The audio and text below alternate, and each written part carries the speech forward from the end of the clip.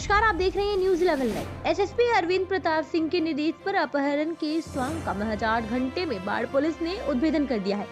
इसकी जानकारी देते हुए एसएसपी ने बताया कि 6 जनवरी को वादी राजकुमार पिता रामश्रय यादव, ग्राम गुलाबबाग, थाना बाढ़, जिला पटना के द्वारा एक लिखित आवेदन बाढ़ थाने में दर्ज कराई गई थी कि नमामि गंगे प्रोजेक्ट के तहत चल रहे काम जो खान साहब के बेटे इनके भांजे नीतीश कुमार उम्र करीब 21 वर्ष, पिता रंजीत यादव, ग्राम समनुआ डी, थाना हरनौद, जिला नालंदा, जो तोशिबा वाटर सॉल्यूशन कंपनी में गार्ड के रूप में कार्यरत था, अपनी ड्यूटी से घर नहीं लौटा तो इन लोगों ने अज्ञात के विरुद्ध अपहरण करने की बात अंकित की। पुलिस अधीक्षक ग्रामीण पटना के द्वारा कांड के अपहृत नीतीश कुमार की बरामदगी के लिए सहायक पुलिस अधीक्षक, पुलिस निरीक्षक और पूरी टीम का गठन किया गया। उक्त निर्देश के आलोक में महज 8 घंटे में ही कांड के अपहृत नीतीश कुमार को बाढ़ रेलवे स्टेशन से बरामद कर लिया गया है। बरामद नीतीश कुमार ने अपने स्वीकारोक्ति बयान में बताया कि मेरे पिताजी एक किसान हैं और आर्थिक स्थिति से गुजर रहे हैं। अपने ननिहाल में ही रहता था, उक्त कंपनी में काम करता था। दुकान खोलने के लिए अपने छोटे मामा प्रमोद कुमार से कुछ पैसा मांग रहा था। छोटे मामा प्रमोद कुमार बोले कि तुम अपने बड़े मामा से मांगो और अपहरण का नाटक करो, उनके मोबाइल पर फोटो सहित पैसा ऐंठने के लिए मैसेज भेजो, तब तुम्हें पैसा दुकान खोलने के लिए मिल जाएगा। उसने अपने छोटे मामा की बात मानी और अपने ही अपहरण का स्वांग रचा।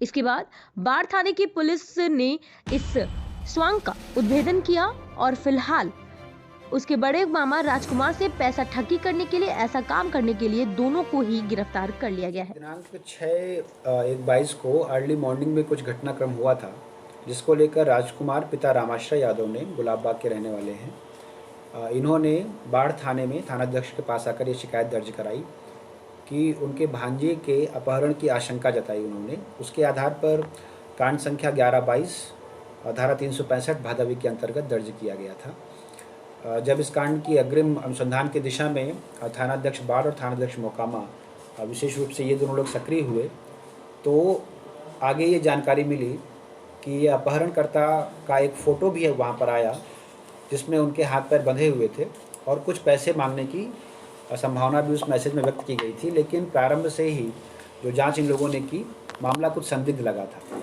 इस संदिग्ध मामले की जब तहकीकात करने लगे ये लोग, तो पता चला कि जो अपहृत व्यक्ति है वो अपने मामा के यहाँ ही रहता था, ननिहाल में ही रहता था और यही रहकर काम करता था। टेक्निकल एविडेंस इन लोगों ने कलेक्ट किए और उसके आधार पर उसकी लोकेशंस निकाली गई।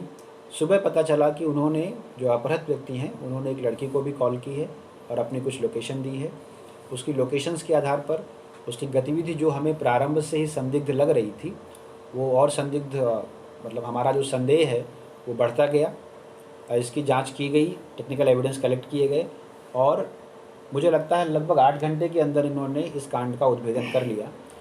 कांड का उद्भेदन करने के बाद जो जानकारी हमारे सामने आई कि जो अपहृत व्यक्ति है, उनके जो छोटे मामा हैं प्रमोद कुमार, इन दोनों ने मिलकर ये साजिश रची थी और इनका उद्देश्य ये था कि घर से कुछ पैसे ले लिए जाएं, जिसके आधार पर दुकान चलाई जा सके, जिसके लिए इन्होंने ये पूरा अपहरण का नाटक रचा और मैसेज के माध्यम से अपने ही घर से कुछ फिरौती मांगने की भी कोशिश की इन्होंने।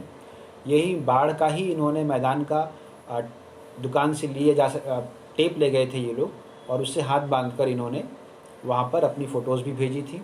सुबह जो इन्होंने कॉल्स की, जो मैसेज भेजे और जो बातें की, उससे हम लोगों को इनको ट्रैक करने में, और जब बाढ़ थाना आए तो इनको अरेस्ट कर लिया गया है। इन दोनों लोगों को अभी हिरासत में रखा गया है।